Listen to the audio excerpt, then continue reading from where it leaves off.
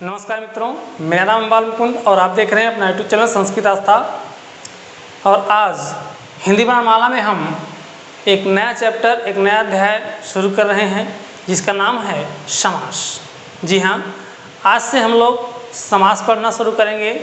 और आज के इस भाग में, समास के इस पहले भाग में हम लोग केवल समास को समझेंगे कि इसकी आवश्यकता क्या है, ये क्यों बना और इसका प्रयोग हम कब कब करते हैं, करते भी हैं या नहीं करते हैं। इन सभी बातों को हम लोग समझेंगे और इस पर हम विस्तार से चर्चा करेंगे। समास क्या होता है, क्यों इसको शिक्षा शास्त्रियों ने, व्याकरणाचार्यों ने बनाया। तो आगे बढ़ने से पहले चैनल पर नए हैं तो आप चैनल को सब्सक्राइब कर दीजिएगा, बेल आइकन प्रेस कर दीजिएगा। और आज का ये वीडियो आप शुरू से लेकर अंत तक ज़रूर देखिएगा। ये समास का पहला भाग है। इसको यदि आप शुरू से अंत तक देख लेते हैं तो अगले जितने भी समास के भाग बनेंगे वो आपके लिए काफ़ी आसान होंगे और बहुत ही आसानी से आप उसको समझ पाएंगे।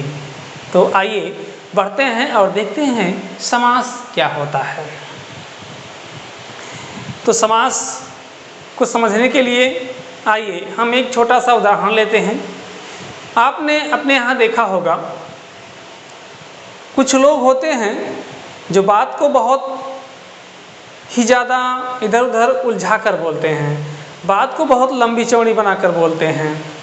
यानी बात छोटी सी रहेगी लेकिन उसको कहने के लिए वो ढेर सारा वाक्य बोल देंगे और इधर उधर करके उलझा करके फिर आपको उस बात को बताएंगे। वहीं पर कुछ लोग ऐसे भी होते हैं जो किसी बात को बहुत कम शब्दों में बोल देते हैं, बहुत ज़्यादा बोलना नहीं चाहते, बहुत कम शब्दों में बात को समझा देते हैं। तो आपने दो प्रकार के व्यक्तियों को देखा। एक ऐसा व्यक्ति जो बहुत ज़्यादा बोलना चाहता है, बकबका टाइप का होता है, बहुत ही अधिक वाचाल होता है। और एक ऐसे व्यक्ति को देखा जो बहुत ही कम बोलता है लेकिन जो भी बोलता है ठोस बोलता है, मतलब की बात बोलता है। दो प्रकार के व्यक्तियों को देखा। तो यहाँ पर जो व्यक्ति बात को बहुत बढ़ा चढ़ा कर बोलता है, बहुत लंबी चौड़ी करके बोलता है, एक व्यक्ति ये हो गया। और एक व्यक्ति बात को संक्षिप्त में कहता है, संक्षिप्त में कहता है। मित्रों, यही संक्षिप्त में किसी बात को कहना ही समास कहलाता है। जैसे इस प्रकार के व्यक्ति को अगर कहना हुआ राज्य का मंत्री,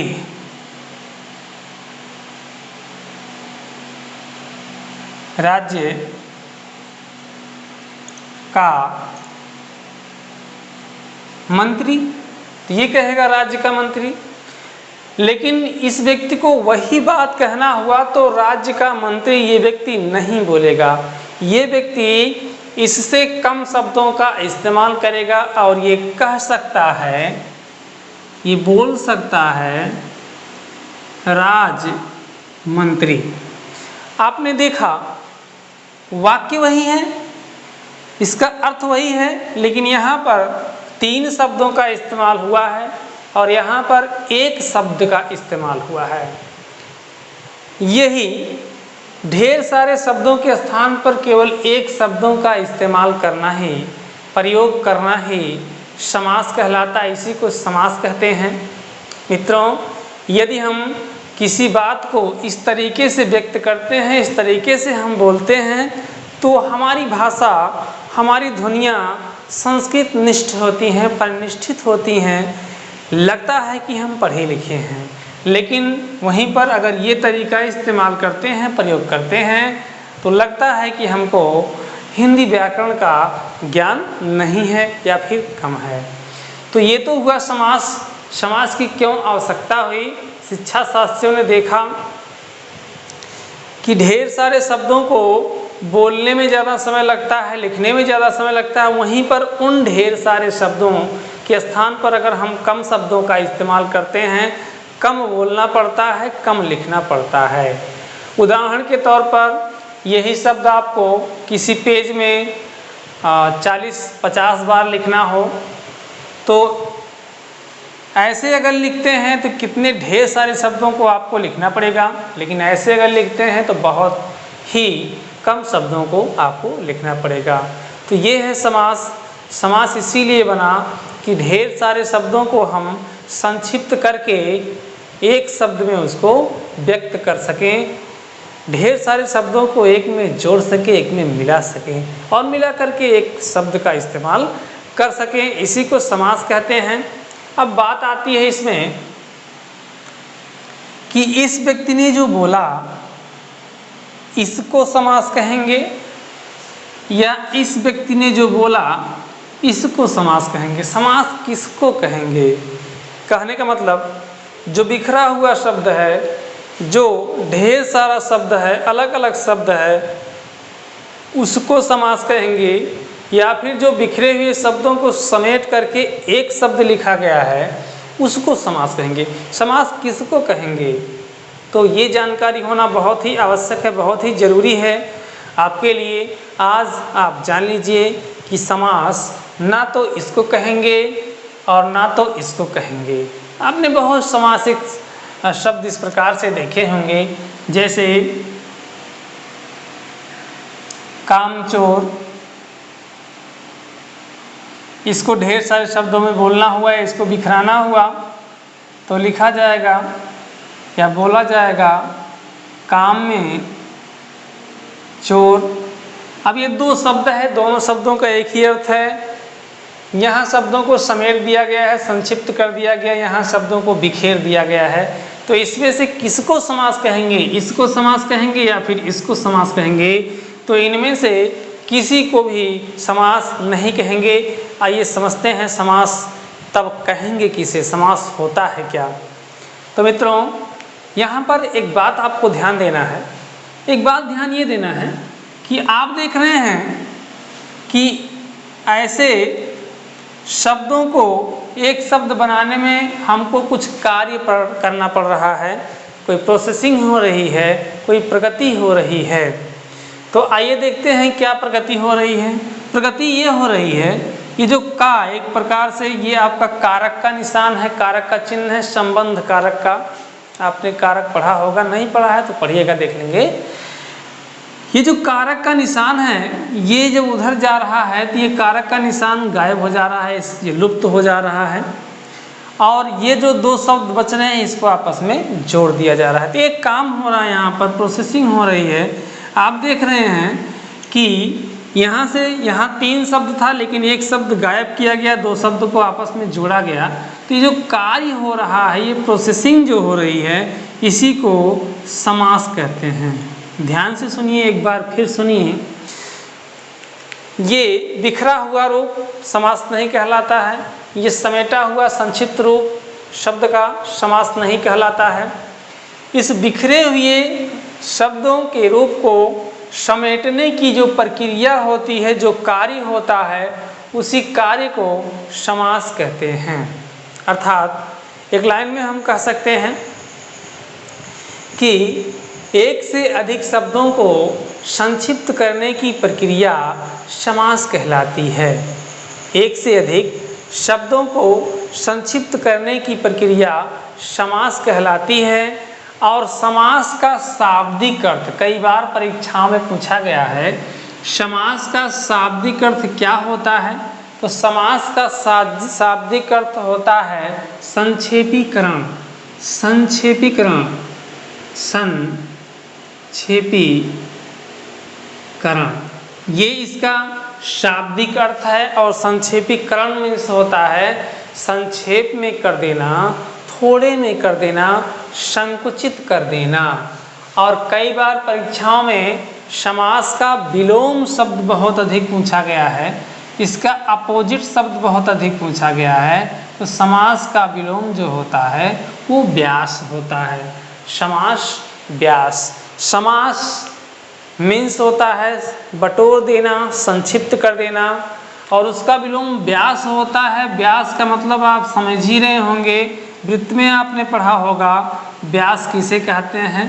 तो ये व्यास आपका होता है, ये सबसे अधिक होता है, इससे अधिक हो नहीं सकता। आप कैसे भी क्रॉस करेंगे तो ये सबसे बड़ा वाला भाग होता है, सबसे बृहत होता है, इसलिए इसका विलोम व्यास हो गया। तो समास का शाब्दिक अर्थ ही होता है संक्षेपीकरण, अर्थात शब्दों को संक्षिप्त कर देना। इसका विलोम व्यास होता है। समास की आवश्यकता क्यों हुई? कई शब्दों को समेट करके बटोर करके एक शब्द में व्यक्त करने के लिए ही समास का जन्म हुआ, समास का उदय हुआ, या व्याकरणाचार्यों ने समास को बनाया। इसमें एक बहुत ही खास बात हमको देखना है। हमने देखा ना तो इसको समास कहते हैं, ना तो इसको समास कहते हैं, ना इसको समास कहते हैं, ना इसको समास कहते हैं। समास बिखरे हुए शब्दों को संक्षिप्त करने की जो प्रक्रिया होती है उसको कहते हैं। तो इसको क्या कहते हैं, आइए जान लेते हैं इन दोनों को क्या कहते हैं। अर्थात बिखरे हुए शब्दों को क्या कहते हैं और संक्षिप्त हुए शब्दों को क्या कहते हैं, ये हम लोग आइए देख लेते हैं। तो आप देख रहे हैं एक शब्द है और यहाँ पर एक से अधिक शब्द है। किया क्या गया है, इन एक से अधिक शब्दों को यहाँ पर संक्षिप्त कर दिया गया है और ये जो संक्षिप्त करने का कार्य किया गया है, इसी कार्य को समास कहते हैं। आइए समझते हैं ये क्या है और ये क्या है। तो ये बिखरा हुआ रूप जो है, ये शब्दों का बिखरा हुआ रूप जो है, ये समास नहीं कहलाता है, बल्कि ये समास विग्रह कहलाता है। शब्द के बिखरे हुए रूप को समास विग्रह कहते हैं, जो कि बहुत सामान्य सी बात है, पहले से आप जान रहे थे। बात करते हैं इसकी, तो ये इन ढेर सारे शब्दों को संक्षिप्त किया गया एक रूप है, एक शब्द है, और इसे व्याकरण की भाषा में कई नाम दिए गए हैं। पहला नाम सामासिक शब्द। जी हाँ, इस संक्षिप्त हुए शब्द को सामासिक शब्द कहते हैं। इसी को सामासिक पद भी कहते हैं। इसी को समस्त शब्द भी कहते हैं। इसी को समस्त पद भी कहते हैं। इतने नाम हैं इस संक्षिप्त हुए शब्द के। तो व्याकरण में समास की हर परिभाषा में आपको ये शब्दावली सुनने को मिलेगी, ये शब्दावली सुनने को मिलेगी। कहीं लिखा होगा समस्त पद, कहीं लिखा होगा समस्त शब्द, कहीं हम बोलेंगे सामासिक शब्द, कहीं बोलेंगे समस्त पद। तो आप समझ लीजिएगा उसको, हम इसी को बोल रहे हैं जो कि ढेर सारे शब्दों का संक्षिप्त हुआ समेटा हुआ रूप है। इसी को समस्त पद या समस्त शब्द कहते हैं। यदि हम बोलते हैं समास विग्रह, तो आप समझ लीजिएगा कि ये किसी शब्द का बिखरा हुआ रूप है, पूर्व रूप है। ये बिखरा हुआ रूप पूर्व रूप, पहले का रूप होता है। इसी को समेटकर बाद में हम इसका एक संक्षिप्त रूप लाते हैं। तो यहाँ पर हमने तीन चीज़ों के नाम जाने। सबसे पहले तो समास, जिसको हम पढ़ रहे हैं, समास क्या होता है, तो ये नहीं होता है, ये नहीं होता है। समास जो होता है क्या होता है, तो वो कई शब्दों को एक में बटोरने की, समेटने की जो प्रक्रिया होती है, जो प्रोसेसिंग होती है, उसी को समास कहते हैं। और बिखरा हुआ रूप समास विग्रह कहलाता है। सिमटा हुआ रूप सामासिक शब्द, सामासिक पद, समस्त शब्द, समस्त पद इत्यादि नामों से जाना जाता है। तो ये तो हो गई समास से संबंधित उसकी कुछ आधारभूत बातें, उसके कुछ बेसिक सी बातें जो कि हमने इस भाग में समझा। आगे हम देखेंगे कि इनके कई रूप, कई प्रकार, कई भेद हैं। क्यों? क्योंकि आप देख रहे हैं कहीं पर शब्दों के बीच का जो कारक चिन्ह है वो लुप्त हो रहा है। जैसे राजा का पुत्र है, तो ये राजपुत्र हो जा रहा है। यहाँ पर का लोप हो रहा है अर्थात विभक्ति का लोप हो रहा है, कारक के निशान का लोप हो रहा है। तो एक प्रकार ये हो गया। एक प्रकार यहाँ आप देख रहे हैं निशा में विचरण करने वाला, तो इसका जो है यहाँ से कारक चिन्ह ही नहीं लुप्त हो रहा है, बल्कि इसके लिए जैसे आपने हिंदी में पढ़ा होगा वाक्य के लिए एक शब्द, तो पूरे वाक्य के लिए एक शब्द सा बन जा रहा है। तो ये एक दूसरा प्रकार हो गया। इसी प्रकार अगर शब्द लिखा हो, शब्द आपका लिखा हो चक्र पाणी, तो इसका समास विग्रह हो जाएगा। चक्र मीन्स चक्र, पाणी मीन्स हाथ, तो समास विग्रह होगा। चक्र है हाथ में जिसके अर्थात श्री विष्णु, श्री विष्णु ये हुआ। तो आप देख रहे हैं कि ये एक इन सब से अलग है, क्योंकि इसमें इस शब्द का जो बिखरा हुआ रूप है, उस बिखरे हुए रूप का एक तीसरा अर्थ निकल रहा है। तो ये एक अलग प्रकार हो गया। इसी प्रकार अलग अलग प्रकार के कई भेद हैं समास के, जो कि हम अगले भाग में विस्तार से पढ़ेंगे। लेकिन जब तक आप समास पढ़िएगा, अपने मन में बस एक ही बात हमेशा याद रखिएगा कि इसमें हम कुछ और नहीं पढ़ रहे हैं, बल्कि इसमें केवल एक चीज़ हम पढ़ रहे हैं कि कई शब्दों को समेट करके एक शब्द बनाना। कई शब्दों को समेट करके संक्षिप्त करके केवल हम एक शब्द बनाना सीख रहे हैं, बाकी और कुछ नहीं सीख रहे हैं, जो कि बहुत ही आसान है। केवल ध्यान से आप समास के प्रत्येक भागों को शुरू से लेकर अंत तक देखिएगा।